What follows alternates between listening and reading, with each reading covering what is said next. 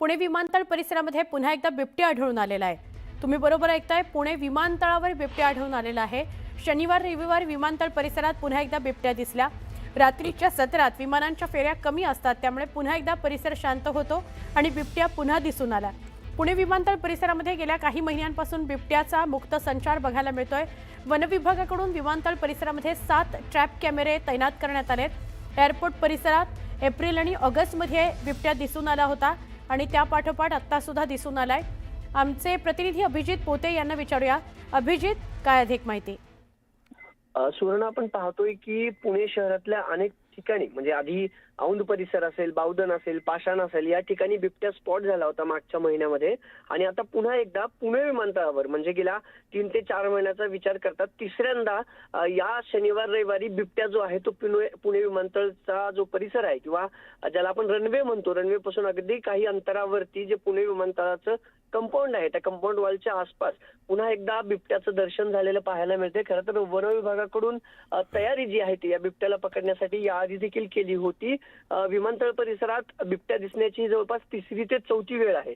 April महिन्यात, August महिन्यात, त्यानंतर एकदा आणि आता पुन्हा कालचा जो शनिवार रविवार गेला त्या दोन्ही दिवसात बिबट्या जो आहे तो या एअरपोर्टवरती आढळून आल्याची माहिती वन विभागाकडून देण्यात आलेली आहे। खरं तर 7 CCTV ट्रॅप कॅमेरे वन विभागाकडून या सगळ्या परिसरात लावण्यात आलेले आहेत।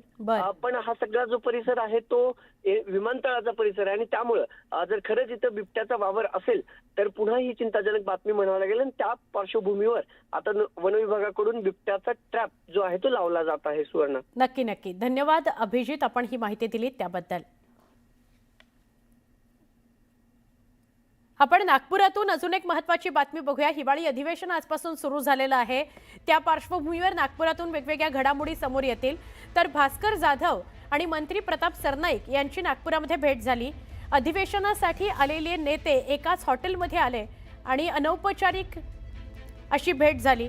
अधिवेशनाचं कामकाज आणि विरोधी पक्षनेतेपद यावर दोन्ही नेत्यांमध्ये चर्चा झाली असं कळत आहे।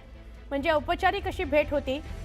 या दोन्ही नेत्यांचं एकच हॉटेल होतं, तिथे ते दोघं भेटले आणि त्या दोघांमध्ये चर्चा झाली असं कळत आहे। भास्कर जाधव आणि मंत्री प्रताप सरनाईक।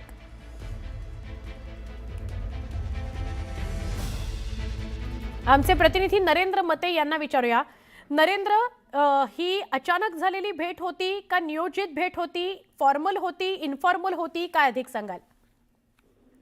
भास्कर जाधव आणि प्रताप सरनाईक यांच्यामध्ये जी हॉटेल रेडिसन ब्लूला जी भेट झाली ही औपचारिक म्हणता येणार नाही, कारण ती ठरलेली भेट असल्याचं त्यांच्या बोलण्यावरून एकंदरीत पुढे आलं आहे। त्यांनी म्हटलं आहे की हे विरोधी पक्षनेते पदावरून आमची त्या ठिकाणी चर्चा झालेली आहे। जवळपास पाऊण ते 1 तास ते त्यांच्यामध्ये चर्चा झालेली आहे। ते चांगले मित्र असल्याचं त्यांनी सांगितलं आहे, परंतु जाताना त्यांनी मात्र एक सूचना दिलेली आहे की आता टायगर ऑपरेशन जे चालू आहे त्यावरून त्यांनी जे टायगर ऑपरेशन हे जे वाक्य म्हटलं गेलं त्यावरून काहीतरी वेगळं खलबतं त्यांच्यात रंगली असल्याची चर्चा आता पुढे येऊ लागलेली आहे। एकंदरीत पाऊण तास जी चर्चा झाली ती नेमकी विरोधी पक्षनेते पदावरून झाली की त्या ऑपरेशन टायगर वरून झाली हे मात्र आता पुढे येईल। नक्की नक्की, तुर्तास धन्यवाद माहिती दिल्याबद्दल।